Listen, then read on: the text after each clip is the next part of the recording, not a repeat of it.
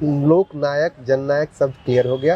अब एक और क्लियरिटी दे दीजिए कि ये कर्पूरी या कपूरी, क्योंकि उनको जो गालियां दी गई है उसमें कपूरिया बोला गया है। और ऐसा कहते हैं कि जो उनके गांव के भी लोग थे, बचपन में उनका गांव में भी जो नाम रखा गया था वो कपूरी ही रखा गया, कर्पूरी नहीं रखा गया था। तो ये कंफ्यूजन किताब में मैंने दूर किया है। किताब में है? हाँ है, किताब में है। लेकिन अब देखिए इसमें क्या हुआ था, वो प्रसंग भी बता देता हूँ चूंकि आपने पूछ ही लिया है। ये जब मैंने दिया कि अनादर व्यक्तिवाचक संज्ञा थे, मतलब गांव में कोई भी नाम हुआ तो चलो इनका नाम इसका लग दिया कर्पूरी। अब जैसे कि उनके भाई का नाम था राम सोगारत। अब सोगारत का क्या मतलब है, स्वार्थ का समझ भी होता है, स्वार्थ का भी होता है समझ में। सोगारत का क्या, मैं अभी भी ढूंढता हूँ क्या मतलब होगा। कुछ नाम आया रख दिया तो इनका नाम रख दिया कपूरी। सब कपूरी ही बोलते थे। रामानंद तिवारी, पूर्व मंत्री शिवानंद तिवारी के पिताजी, वो लास्ट तक कपूरी ही बोलते रहे, कभी उन्होंने कर्पूरी नहीं कहा, क्योंकि शुरू से कपूरी बोलते थे वो। तो ये क्लास 8 की बात है। एक चैप्टर ही मैंने डिवोट किया है इस सिंबल को यूज करते हुए। कृष्णा टॉकीज, समस्तीपुर के कृष्णा टॉकीज में एक सभा हो रही है। वहाँ समाजवादी, प्रखर समाजवादी नेता रामनंदन मिश्र का संभाषण हो रहा है, और उसी मंच से कर्पूरी ठाकुर एक छात्र नेता के रूप में, मुश्किल से 14-15 साल के होंगे, उनको बोलने का मौका मिलता है।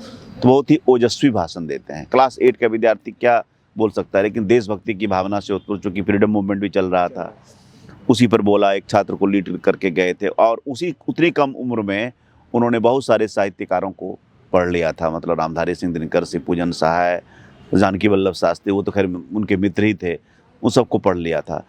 तो उन्होंने फंक्शन के बाद बुला के पूछता है कि बउआ क्या नाम है, तो बोलता है कपूरी।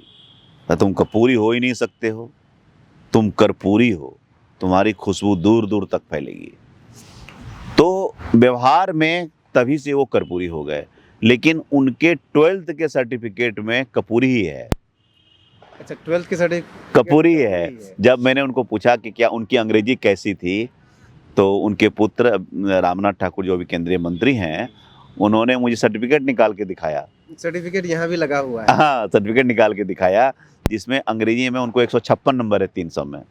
50% से ऊपर नंबर आना बहुत बड़ी बात है। वो दिखाते हैं कि देखिए उस समय उनको इतना नंबर आया था, और लेकिन हम नाम में देखता हूँ तो कपूरी ठाकुर है।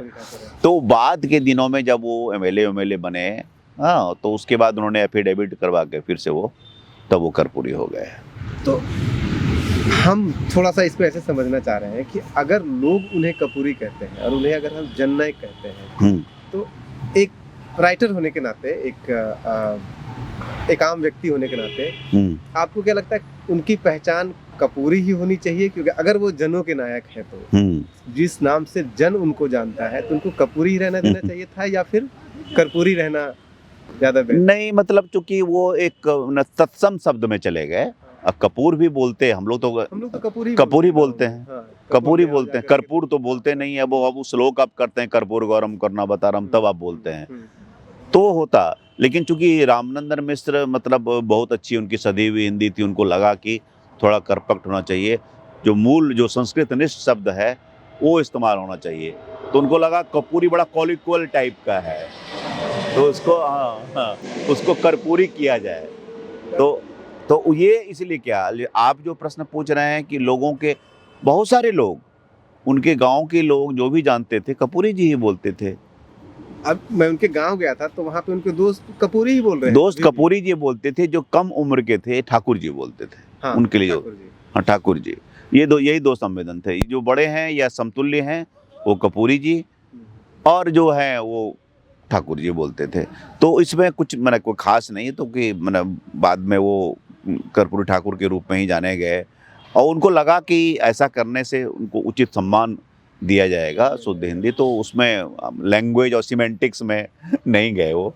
मतलब कह सकते हैं कि कर्पूरी ठाकुर का संस्कृताइजेशन कुछ स्तर पे, कम से कम नाम के स्तर पे तो कह ही सकते हैं। हाँ, संस्कृताइजेशन आप निकाल सकते हैं। हमें इस एंगल से मैंने भी नहीं सोचा था एज एन ऑथर।